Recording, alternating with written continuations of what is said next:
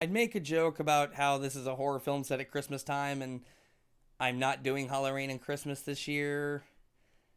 But yeah, I'm pretty sure everyone already made that joke already. Science fiction, double feature, Dr. X will build a creature. She enjoys playing Battle Janet and Francis started Forbidden Planet. At the late night double feature picture show. In the back row to the late night double feature picture show.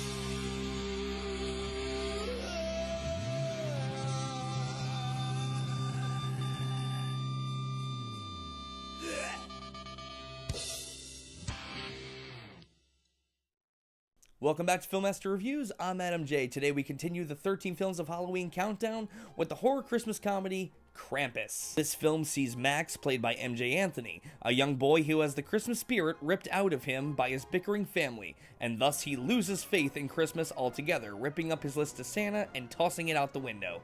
However, what Max doesn't realize is that his lack of faith has summoned the ancient evil of Krampus, the shadow of Saint Nicolas. Now, as Krampus and his minions slowly take his family one by one, Max and his family must band together if they have any hope for survival.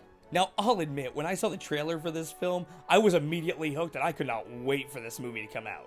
What also drew me in was that it was being co-written and directed by Michael Dougherty, who had previously done Trick or Treat. I loved Trick or Treat and I was eager to see what Dougherty would follow that up with. After seeing Krampus, I can honestly say, this movie did not disappoint. I love this film the more and more I watch it, and it is slowly but surely becoming one of my favorite Christmas films.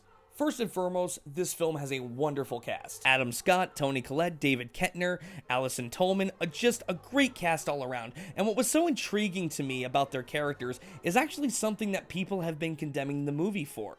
People have complained that this family is too mean-spirited to each other. Okay, so they're a real family then?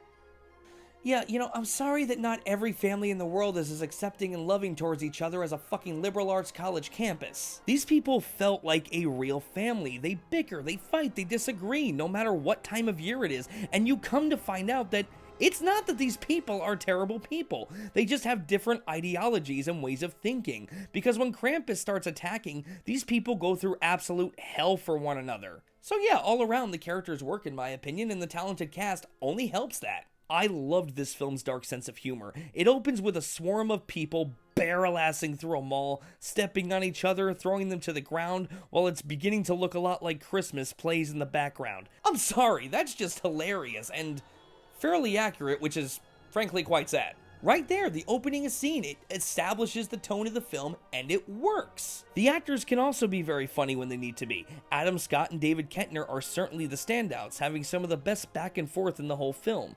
This leads me to really my only issue with the film, as I felt some cast members, more particularly the kids, were underutilized.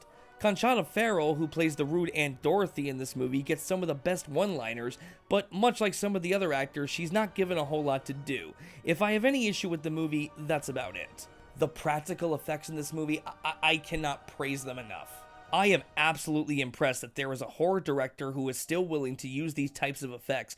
Any lesser director would have just made Krampus and his minions into big CGI monstrosities with no creativity.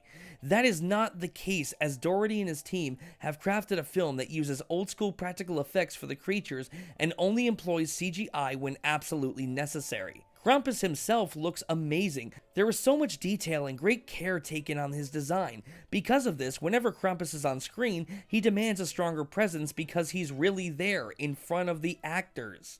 The cinematography, too, is fantastic. Krampus is a beautiful looking film, even in its more darker moments. There is a scene in this film where the grandmother is giving the backstory of Krampus that is entirely stop motion, and it's just a breathtaking scene. It has the old school campy feel of 1980s monster movies, calling back to films like The Monster Squad and Gremlins. It's a film that knows what it is and sticks with that tone throughout its runtime. It is a dark horror comedy, set at Christmas time, yet despite that, Krampus also manages to have a great deal of heart with a good message about the loss of the Christmas spirit and why it's important to keep that spirit alive. Overall, while I still feel some of the cast was a bit underutilized, this movie's awesome. Krampus is destined for cult status. It's well directed, with stunning visuals, great acting, and a chilling score. It perfectly captures the tone it wants and manages to have a nice message about the Christmas spirit and why it's so important. I'm giving Krampus an A. See it if you haven't, and prepare for one badass sleigh ride through hell. Everybody, hold on to each other.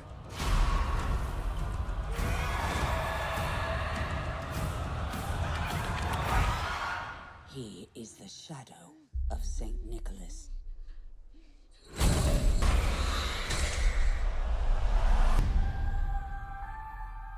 It's Christmas.